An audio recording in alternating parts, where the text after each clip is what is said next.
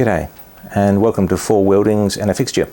This is just a collection of a few odds and sods I've put together, just showing some of the lesser work that I do in the shed and some of the tips and tricks that I've worked out for doing those. So it might be of interest to you. Hang around and have a look. This is the first item for repair. As you can see, the handle's pulled off. The stainless steel here isn't very thick, and so it's not surprising. It was originally spot welded on, resistance welded on. And you can see it's torn through there and there and there and partly through there.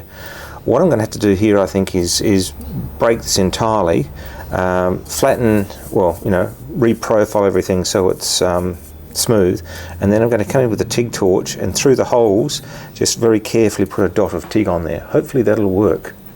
So there's a handle. I just ground that flush, taken the bits off, and then on this bit, you can see the rough mark from the continued washing cycles, but I've just taken these down, put them on my T-dolly and just flattened them out. So I should be able to locate that relatively straightforwardly there and then TIG through. Now normally I'd use a very fine wire because this is only 0.3, 0.4 thick, but because this has got some decent substance to it, I'm going to have to start the arc on here. And then as soon as it starts spreading out and getting near these holes, I'm going to have to chill that weld puddle. So I'm going to use a slightly larger rod, probably about a 1/16 inch, 1.6 millimeter, and that will hopefully give me the control I need to be able to do that. This repair was one that probably getting out of my skis a little bit. Very thin material, thick material, difficult to get a decent weld. This one's worked out all right. This one here's a bit lumpy. I managed to miss starting the arc on the material behind, and it's just burnt away there. I've got a little bit of melt weld there and a bit down there, but it's not the best. But it'll certainly last a month or so until we can find a new one, and it'll preserve some order in the kitchen, because this is a favourite sieve. It's just about the right size for a lot of things.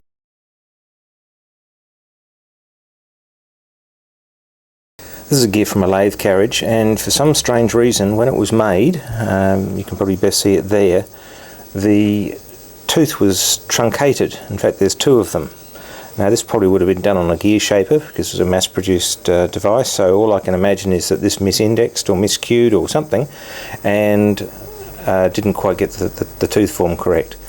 What I'm going to try and do is build this up with weld, because when it turns it's notchy, so I'm going to build that up with weld and then recut the teeth and see how we go with that. This will be a steel part. If you're ever in doubt, do a spark test. Find yourself a piece of known, say, cast iron and known steel, if that's what you're concerned about. Use the grinder wheel, throw off some sparks and see what they look like. And if your known cast iron and your unknown sample are the same, well, then it must be cast iron. And if the steel sample and the unknown sample are the same, it must be steel.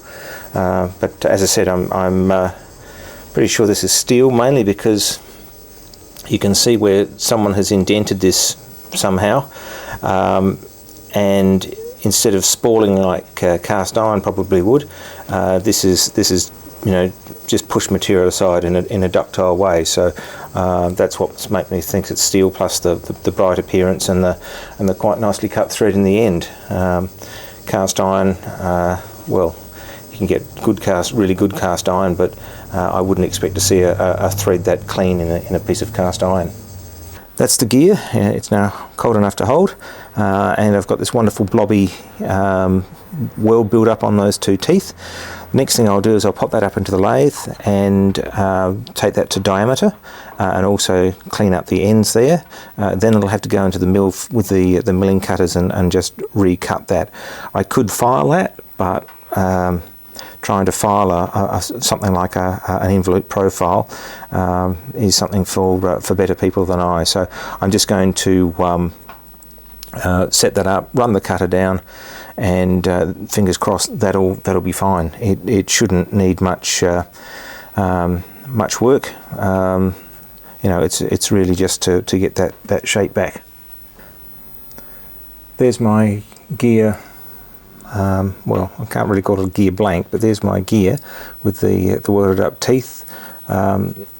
I've, you know, smoothed it down to that diameter, smoothed it down to that diameter, taken it down to the OD, and now it's just a matter of setting it up on the mill, running a cutter down there just to clean up the excess weld. But that looks like that should be a pretty good fix for that bit of wear, and the gear should be good as new and ready for another, you know, few thousand hours worth of work. There's the gear tooth. You can just see in the bottom of the tooth gap there the remains of some welding and that sort of thing. I found it was a funny profile. It's meant to be a DP 16 DP, but the cutter I had didn't quite look like it fitted in there. So I eventually ended up using an 18 DP cutter to clear out most of it, and then filed the you know, the tooth profile to match and be uniform and all that sort of thing. It might need a little bit of fettling when it gets fitted to the lathe, but it's certainly a lot better than it was.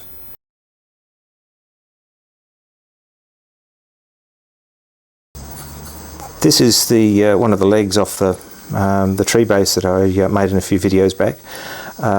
That hole was, I drilled it crooked, and so the dowel didn't line up properly, so I'm going to have to re-drill that. So what I've done, this is a standard sort of repair for filling up holes and that sort of thing. I've countersunk that quite severely, almost down to the bottom there, and on the back surface there I've sort of deburred that. What I'm going to do is lay a piece of material in there, probably a little bit of copper if I can find a lump the right size, and then just fill that way up with aluminium, so I can then dress that back and drill it out. And that's a standard way of repairing holes in the wrong spot in aluminium, I guess in steel and anything really. You need the countersink to get the build up right, but yes, that's the next one. Here's my base leg. As you can see, I've ground it back flush, put a centre pop in there ready to drill. You can see from the inside there that I could have even taken that countersinking further. I haven't got full penetration between the plug or the blob of weld in there and the sides of the hole. If I had access to this side, I'd probably grind that out and then redo that from this side. I haven't. I'll just have to see how that goes, and I might find myself you know, plugging that up again and re-drilling it if once I drill my hole the plug falls out or something like that. It shouldn't, because it's got enough material around here to hang on, but just in case.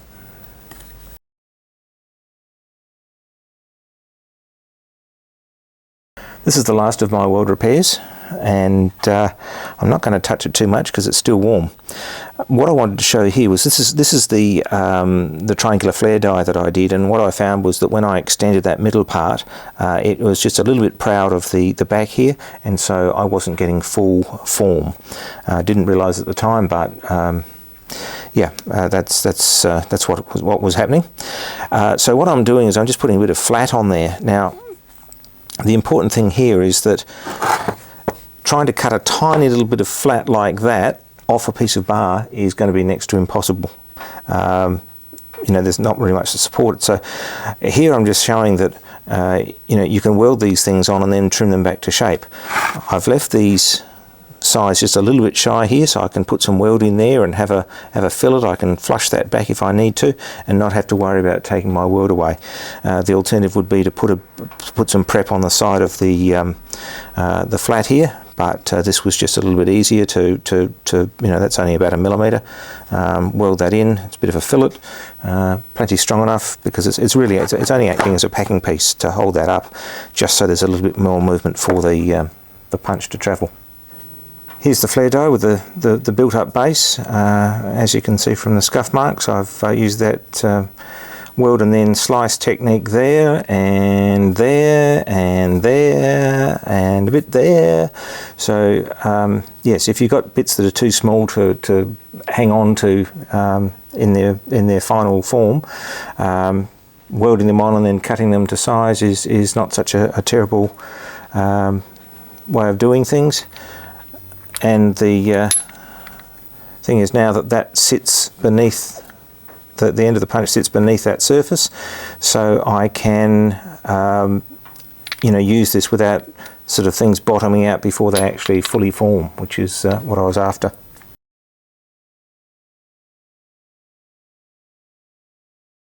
Now we get to the fixture. In order to use this flare die, I need to make up a template, a fixture, to cut out the triangular holes. I'm going to use some wood for this because my plasma cutter, if I make it out of metal, Murphy's Law says that I'm going to run the plasma cutter up over the top and cut a piece of it away. Whereas I find that if I use wood, all I do is scorch it. It doesn't seem to hurt it terribly much at all. So to do that, I'm just going to trace around the triangle here, join it up, offset it, and that'll be the basis of my template. So here's my template. I've got a bit of plywood just held on with a couple of clamps just to act as a fence, so I can see whether it gives me the hole I want.